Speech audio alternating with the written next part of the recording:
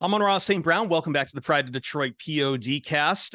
Great to talk to you again. It's been a little bit of time, but first, before we get going, tell me what you're doing with Lil Caesars. Yeah, so I partnered with Lil Caesars last year. And one of my favorite events that I did actually it was this year, was before the Super Bowl in Arizona. They had their Love Kitchen event where they help communities in need. And I love definitely helping people out. And it was just awesome to see people there, a lot of veterans, handing out pizza, getting to meet people. It was just a bunch of fun. There were some other athletes there too. So me, Cam Hayward, Cam Jordan. It was just a lot of fun being able to be out there. Like I said, I love pizza myself, so being able to give out pizza to people that might need it. Also give out Super Bowl tickets. It was a lot of fun.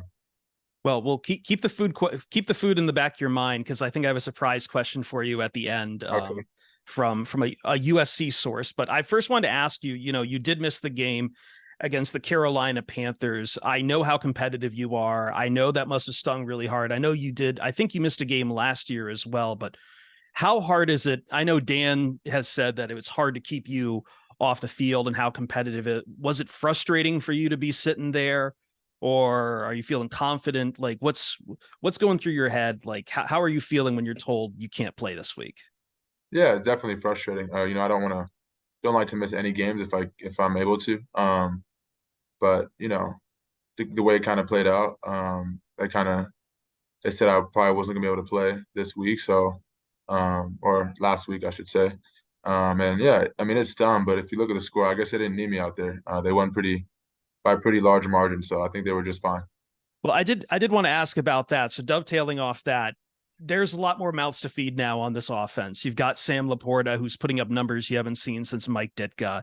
You got JMO, they're working back into their Reynolds and Khalif. They're both playing extremely well. How does it feel where, does it take a load off your shoulders when there's more guys that you know that this offense can depend upon? Or are you still looking out there and you still want to be, you still want to see the ball at least 10 times? I mean, yeah, I want to win games. That's the biggest thing. If we're winning, I think we're all happy. So we're doing pretty good right now. But yeah, like you said, I think we got some more talent on this offense than we did when I first got here. And I mean, that's amazing to have an offense that has so many weapons, so many different places the ball can go to, so many different explosive players. And for me, I still like to be involved. Obviously, I still want to do my part, but having guys on the team that can also help and be key contributors, be those make those splash plays. It's amazing to have guys like that around you because it just opens up things for myself, for others on the team. So we just work off each other, whether it's the run game, pass game, and I'm having a lot of fun being a part of this whole offense. Sam in particular, Laporta has been just absolutely on a pace. Like I said, we haven't seen this since Mike Ditka, and he played in the '60s and was already insane. Talking about a tight end back then going for 1,000 yards. So what's made Sam really special as you've watched him? Because you're kind of going for the same sort of plays. Yeah, Sam's a monster. In the run game, I mean, he can block. In the pass game, I think he has more wiggle than people think in his route running. Great hands, run after the catch, is smart, reliable. I mean, he's a great addition to this offense. We're so happy to have him here on our team. As you guys can see, I mean, he's a beast. So I'm excited just to see him keep doing his thing. I know his role is going to get even bigger as the season goes, as he gets more comfortable. So yeah, I mean, I'm happy for him. I can't wait, to see what he does moving forward, especially towards the end of the season. Energy at Ford Field has been off the roof, and we saw you last time. We saw you were taking the Lambeau leap. You were blowing kisses to the to Packers fans, upset there, and just palling with so much Honolulu blue up in Lambeau. What is the energy like on the road? What's it like at home? Like this seems. I know for me covering the team for this long, I've not seen anything like this in a very long time. Yeah, the energy is amazing. I can only really compare it to 2 years ago when I was a rookie to now. I didn't watch too many Lions games growing up, but I would say the energy is definitely different from when I first got here. Even I would say like the away games, like you said, Kansas City, week one when I first got there, like for pregame warmups, our whole sideline was basically all Lions fans, like 8 rows deep. going across our whole sideline to the end zone, cheering us on before the game. And then in Green Bay, you guys saw even after the game how many blue jerseys there were. And I would say it was like that even last year when we played them in that last game, in that season finale against Green Bay. But I mean, I think Detroit fans are some of the best out, in my opinion, from what I've seen so far. They're, supportive.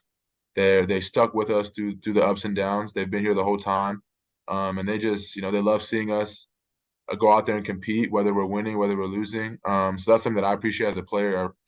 Are the fans that just, man, they stick with us, and we're so happy to be playing well just for them, because I know it's been a long time for Lions fans. So hopefully Yeah, we can and keep it up. you really feed that energy too. You go out there, you interact with them, you really try to like keep them going too. Like, is that something you feel like that's something you want to do every game? You want to go out there, you want to feed them, you want to get them involved? Definitely. I think for me, I think football is entertainment. It's a sport of entertainment. So if I score, when I score, I like to do something with the fans, whatever it is. Because at the end of the day, I mean, like the fans are coming to see us play. They want to see, watch a show. And I think we're out there. That's our job, is to go put on a show. Obviously, win games, but we're entertainers at the end of the day, and we wouldn't be anything without our fans. So like I said, I love our fans. Any way that I can keep them engaged is always a good sign for me. So, speaking of entertainment, you and your brother Equanimous, you do have a podcast you do together. Yeah. This week is USC and Notre Dame. How much hell do you really give him each week on this rivalry? Do you really have a rivalry between the two of you for this game? Um, right now, I think it's going to be a good game. Honestly, I'm gonna say USC versus Notre Dame, but I would say there's definitely a rivalry. I would say, I mean, I think SC is going to smash on Notre Dame this week, but he probably has other words to say. But I would say more so Lions versus Bears. I love to just talk mess where I can, because I'm in the place to do it right now. They're 1-4, 1-4-1, so I can really say what I want, and he can't really do much about it until they start winning some games. But Or until I you just we two have meet pretty late in the season for right. that Just have matter. fun. Yeah, we just have fun on the podcast. Little friendly banter between me and him, and I can do it because he's my brother, so I can say what I want. Oh, Which sure. makes it fun. But no, it's a lot of fun doing it with him. And the other guests that we have on the show. So Jameson Williams, it was his first game back. He threw a monster block on the run for Montgomery there, and that was phenomenal. What do you think what does he bring to this team outside of just, a lot of fans talk about his speed, a lot of fans talk about his deep threat, but what else does he really bring to the Lions from I think, interacting with them? yeah, JMO's he's a funny dude, good dude. I mean, I think, like you said, he blocks harder than people think. He will stick his head in there and really, lay a blow if the chance is given, opportunity comes. Obviously, everyone knows he's fast and whatnot, but he's a good teammate. He, wants all of us to do good. We all want him to do good. So the receiver room itself, I love it. The combination that we have, the guys in this room, we all want each other to be great. And adding him, I mean, I think he's only going to get better, moving forward. Obviously, he hasn't played too much because, he was hurt last year, played a little towards the end of the year, and then, he just came off the suspension. So the more games he, gets under his belt, I think he's just going to get more comfortable, and just we're going to be able to really, really do some things with him. Who has like the most of your wide receiver group? Who has the food habit where it's either like you're impressed with what that guy can eat, or maybe you're disgusted by it, but like who's got a quirky food habit? Um, Quirky. It's hard to say. I don't think. Because I always remember I talked with Golden Tate a few years ago, and he told me he would do like half pesto sauce, half bolognese sauce on pasta before every game. I don't know anyone really like that in our room. That has weird food habits, or eat sauce with everything. Yeah, I couldn't tell you. I wouldn't say we all have the best diet in the receiver room. We kind of all just kind of eat, for the most part. We eat what we want. I know some of us, I think Khalif, kind of eats more healthier than some of us, but for the most part, we kind of just eat, what's given to us here in the facility, and then when we're at home, whatever we want. As you say, you got the metabolism to burn it off for sure. Right, right. Like, so it's always funny though when those stories come up about like, Seahawks guys are like eating bowls of sugar and stuff. It's just like, Yeah. all right. I did need to ask you about what you are doing. Tell me about the Lil Caesars Pizza pregame. Yeah. So the pizza pregame is kind of cool. They have, if you order, Little Caesars Pizza an hour before the game, you get some perks. You get a chance to win tickets to Super Bowl 58, which is awesome. I just shot something for that not too long, like 30 minutes ago. So once that comes out, you guys will be able to see. It was pretty fun. But no, it's an awesome little thing that they're doing just for the fans, get them engaged, and hopefully maybe you win a chance to go see two teams play in Super Bowl 58. All right, last question for you. We did have Dan's comment about, if you're hunted, we'll be on the front porch. How do you feel like the mentality of this team is? You've clearly got a pretty good lead on the NFC North.